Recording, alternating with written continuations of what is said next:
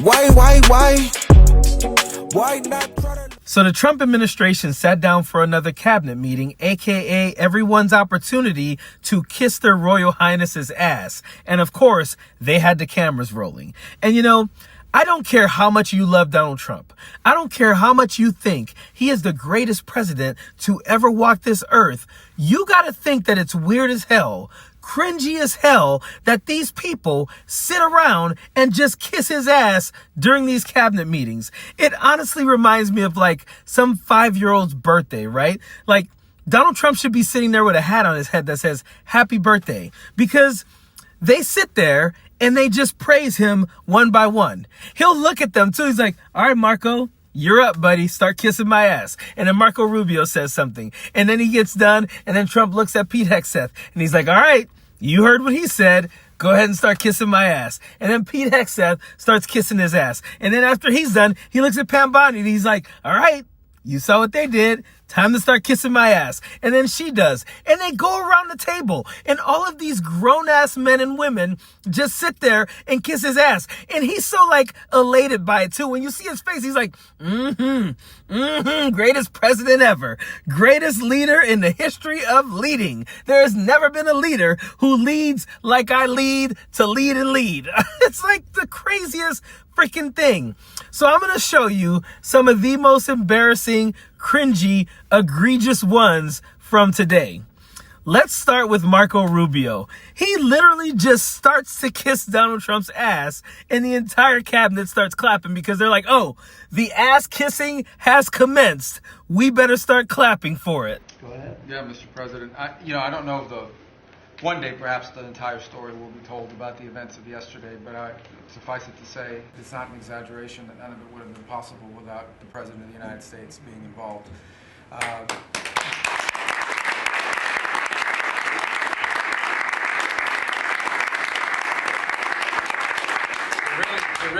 Oh my God. Did you see how happy Donald Trump looked? He literally looked like a kid at his birthday party. He's like, oh yeah, thank you, Marco. Thank you very much, Marco.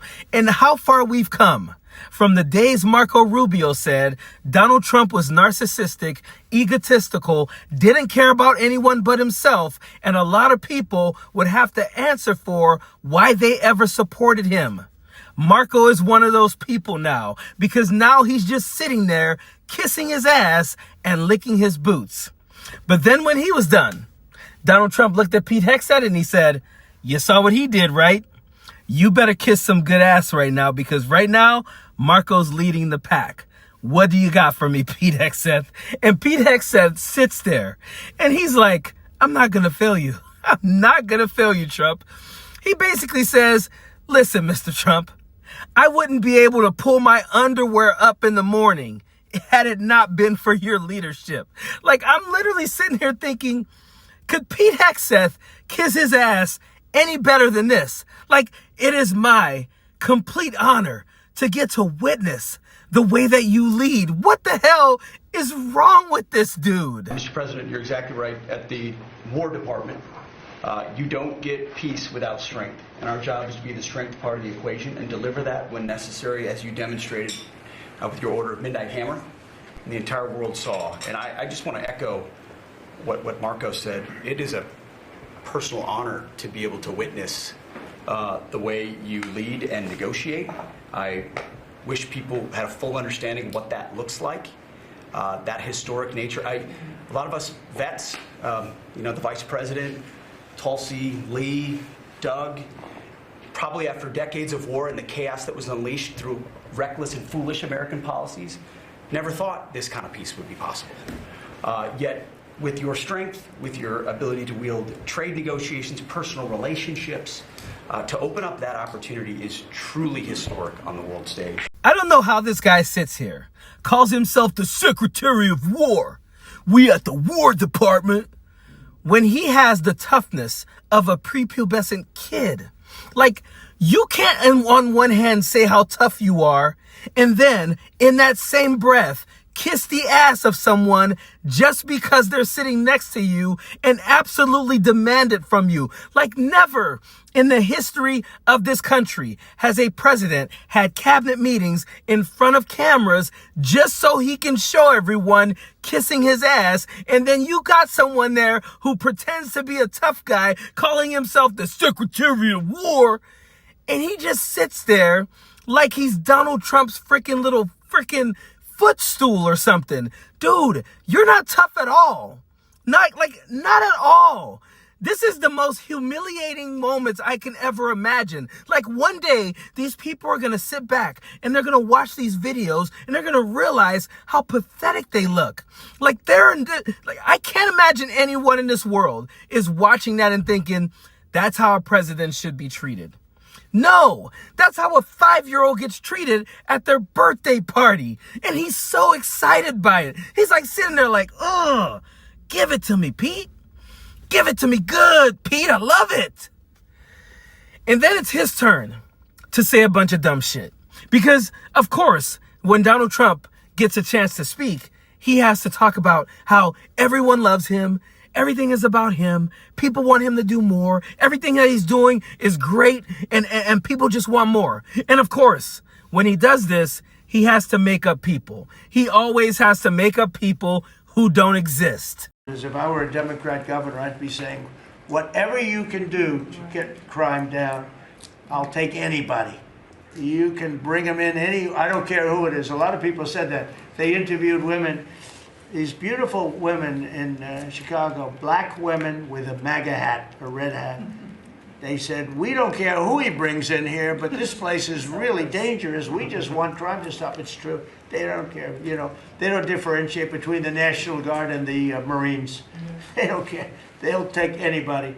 And that's the way it is. I mean, they want what we did in D.C., they want to happen to them. Roll the fucking footage.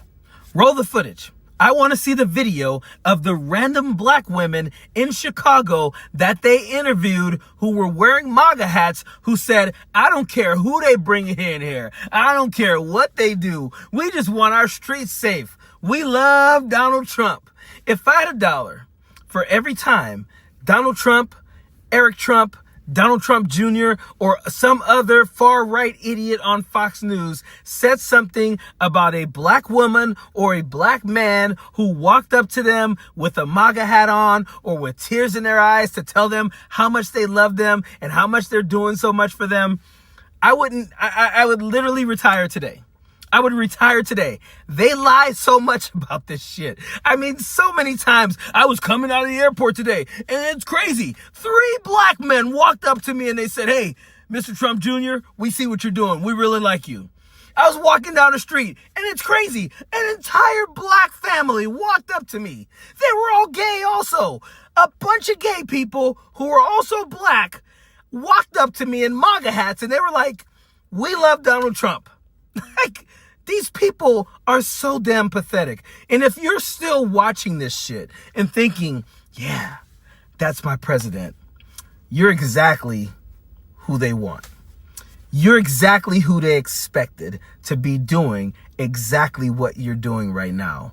While this guy has done nothing for your gas prices, your grocery prices, your healthcare, your Medicare, your Medicaid, your working conditions, your job market, your minimum wage, your wages, whatever, while he's done nothing for any of that, you cheer him on because you think you're owning the libs. You think you got us. But here's the thing. We're all in the same boat.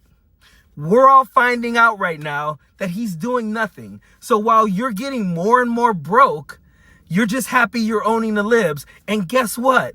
The people he wants to be richer, they're getting richer. That's not you. It's not you because he doesn't give a damn about you. He's exactly what Marco Rubio has always said he was. Narcissistic, egotistical, and only cares about himself. Period. Don't want no enemies or ops. Envy in their heart, I tell them stop. Vacation on the yacht.